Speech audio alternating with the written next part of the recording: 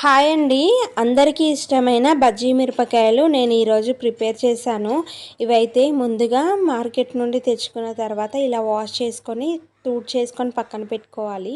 ఆ వాటర్ అంతా పోయిన తర్వాత ఇందులో ఇలా ఘాట్లు పెట్టుకొని గింజలన్నీ తీసేసుకున్నాను. ఇలా తీసుకున్న తర్వాత ఇందులో స్టఫ్ కోసం అని చెప్పి నేను ఒక చిన్న గిన్నెలో కొద్దిగా ధనియాల పొడి, కొద్దిగా సాల్ట్ అనేది వేసుకున్నాను. ఈ రెండు బాగా కలిసేలాగా కలుపుకొని ఇప్పుడు ఈ మిరపకాయలలో లైట్గా ఫిల్ చేసుకోవాలి. మరి ఎక్కువగా పెట్టుకుంటే ఉప్పు అనేది ఎక్కువగా అయిపోతుంది. ఇలా లైట్గా వేసుకుంటే సరిపోతుంది. ఇవి ఫిల్ చేయగానే ఎమ్మటే మనం బజ్జీలు అనేది వేసుకోవాలి, లేదంటే మిరపకాయలో నుండి వాటర్ అనేది రిలీజ్ అవుతూ ఉంటుందన్నమాట.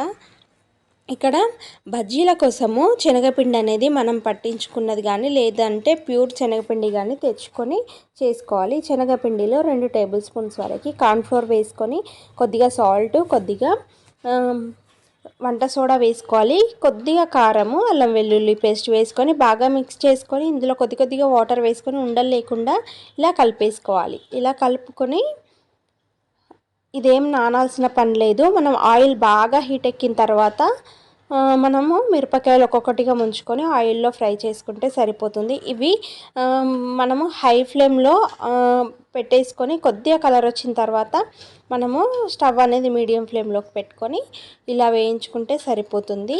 బజ్జీలు అనేవి లోపల మిర్చి ఉడికి ఇలా కలర్ వచ్చేంత వరకు వేయించుకోవాలి. ఇలా చేసుకొని పెట్టుకుంటే బజ్జీలు చాలా ఫ్లఫీగా, చాలా టేస్టీగా ఉంటాయి.